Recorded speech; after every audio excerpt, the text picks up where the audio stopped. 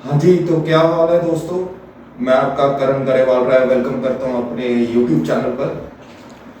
तो दोस्तों, आज हम बात करेंगे भारत के इतिहास के एक ऐसे किस्से के बारे में जब महज कुछ किसानों ने और एनसीसी के कैडेट्स ने सिर्फ लाठियों और डंडों की मदद से पाकिस्तानी सेना के जो इरादे थे या उनके मंसूबे थे उनको पूरा नहीं होने दिया और उनको जिंदा पकड़ा और काफी उनको मार भी गिराया।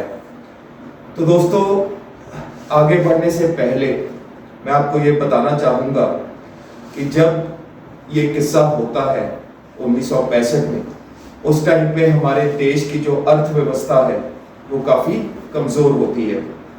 उसके कई कारण होते हैं, जैसे कि हम सबको पता है भारत सरकार का काफी ज्यादा पैसा 1961 में जब गोवा भारत का हिस्सा बना था उधर लग जाता है।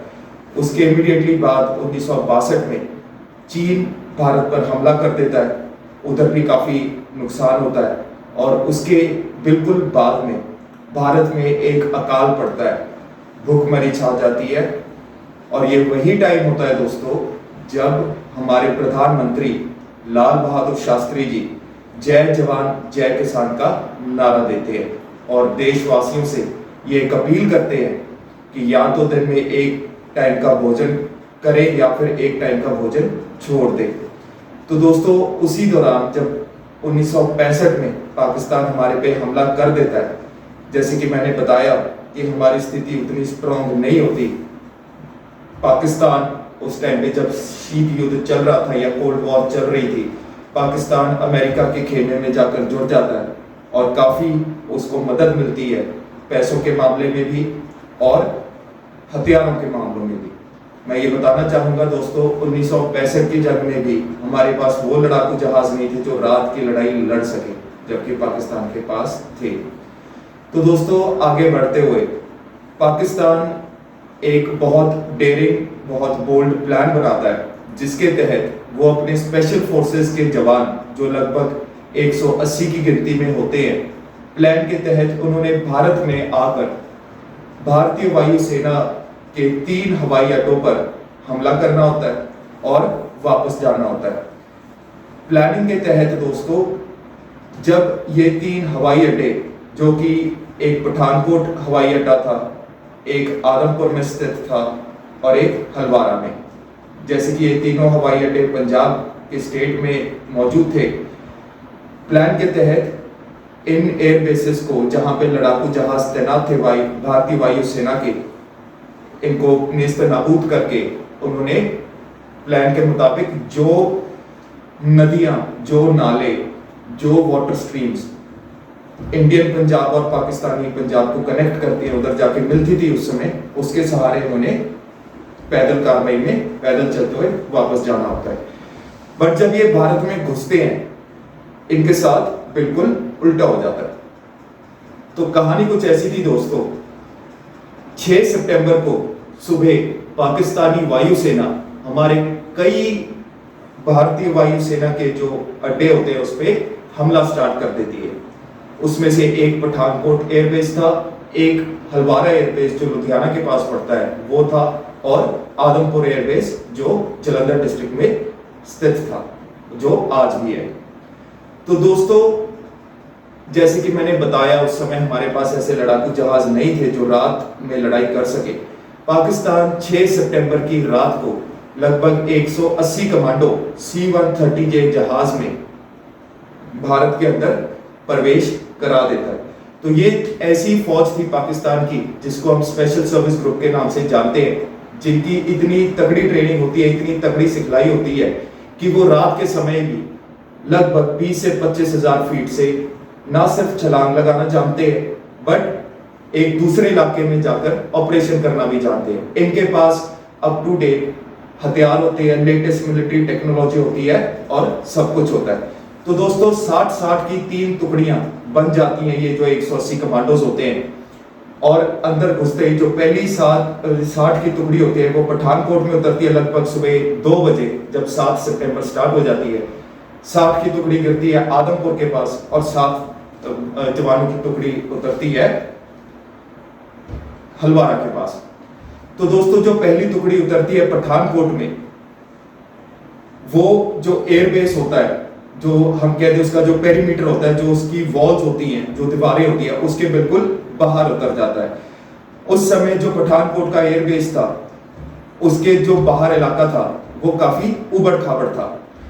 तो जैसी सूर्योदय होता है एंड उस समय कोई एक किसान उधर से निकल रहा होता है जो इनको देख लेता है और वो जाकर अलर्ट भी कर देता है। ये प्रॉपरली इनको टाइम बहुत ज्यादा लग जाता है क्योंकि उबड़ खाबड़ रास्ते की वजह से ये आसानी से आगे मूव नहीं हो पाते। तो दोस्तों वो ना सिर्फ किसान हायर अथॉरिटीज को अलर्ट करता है जो भी उस टाइम पे थी, चाहे वो भारतीय वायुसेना की थी, चाहे वो सिविल एडमिनिस्ट्रेशन की थी, बल्कि अपने साथ कुछ किसान भी लाता है और उनको घेर लेता है। इवेंचुअली इसमें काफी तगड़ी एक फायर फाइट होती है और अपना जब किसान घेर लेते हैं उनको वही किसान पकड़ने में भी बहुत मदद करते हैं। दोस्तों दूसरी टुकड़ी गिरती है जो जैसे कि मैंने बताया लुधियाना के पास स्थित एक एयरबेस के पास। वो जो टुकड़ी होती है वो लगभग उसमें से पाकिस्तान के कुछ जवान अपना जो एयरबेस होता है उसकी जो दीवारें हैं उसमें उतर जाते हैं एंड कुछ बाहर रह जाते हैं। तो जब वो अंदर घुसते हैं, जो टुकड़ी अंदर अपना गिरती है पेरीमीटर में, कुछ जवान जो पाकिस्तान के अपना अंदर लैंड करते हैं, उधर उनको सामना करना पड़ता है पंजाब आर्म्ड पुलिस का और एनसीसी के कैडेट्स का। मैं बताना चाहूंगा दोस्तों उस टाइम पर जैसे मैंने बताया कि हमारे पास इतने रिसोर्सेज नहीं थे, तो उस समय बेसिकली ये जो डिफेंस था, बचाने की कार्रवाई थी, वो एनसीसी के जो कैडेट्स थे लोकल कॉलेजेस के उनको मिली हुई थी और पुलिस के कुछ जवान तैनात थे। उधर फायर फाइट होती है, जो टुकड़ी अंदर गिरी होती है जिसमें इनके टीम के लीडर मेजर हजूर हसनैन भी होते हैं, वो भाग जाते हैं एक एयरफोर्स की जीप को चोरी कर अपने एक जवान के साथ। और जो बाकी के जवान बाहर होते हैं और कुछ अंदर भी रह जाते हैं, जब उनको कोने में कर दिया जाता है उनको जिंदा पकड़ लिया जाता है, उसमें से कुछ की डेथ भी होती है। तो दोस्तों जो तीसरी टुकड़ी होती है जो आदमपुर एयरबेस में लैंड करने की कोशिश करती है, वो सारी की सारी टुकड़ी खेतों में जाकर गिर जाती है। आदमपुर का एयरबेस जलंधर के पास स्थित है और जब वो खेतों में गिर जाती है, उधर जैसे कि जिसकी जमीन होती है कुछ किसान आते हैं, वो उनको देख लेते हैं और घेरा डालना स्टार्ट कर देते हैं। और दोस्तों उधर जाके जो किसान होते हैं जब वो घेरा डाल लेते हैं एंड उसके बाद इवेंचुअली अपना उनको पकड़ भी लेते हैं और अपना लगभग सारे किसान मिलकर अपना उनपे धावा भी बोल देते हैं और इवेंचुअली जिसके कारण काफी पाकिस्तानी सिपाही शहीद हो जाते हैं, मर जाते हैं और काफी पकड़े जाते हैं। तो दोस्तों इसमें लगभग 180 पाकिस्तानी कमांडो जो स्पेशल सर्विस ग्रुप से आते हैं, उसमें से 138 को जिंदा पकड़ लिया जाता है किसानों द्वारा और लगभग टोटल अगर तीनों जगह की बात करें लगभग 22 कमांडोज को मार दिया जाता है, जिसमें से लगभग 18 से 20 जो पाकिस्तानी जवान होते हैं उनको सिर्फ किसान डंडों और लाठियों से मार कर खत्म कर देते हैं और लगभग 20 लोग जो 20 जवान होते हैं वो वापस भाग जाते हैं।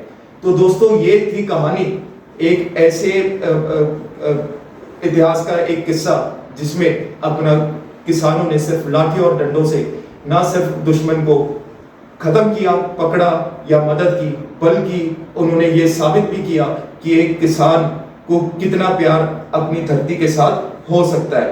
तो दोस्तों ऐसी कंटेंट आगे जारी रखने के लिए जानने के लिए मेरे चैनल को सब्सक्राइब करें, लाइक करें, शेयर करें। Thank you so much.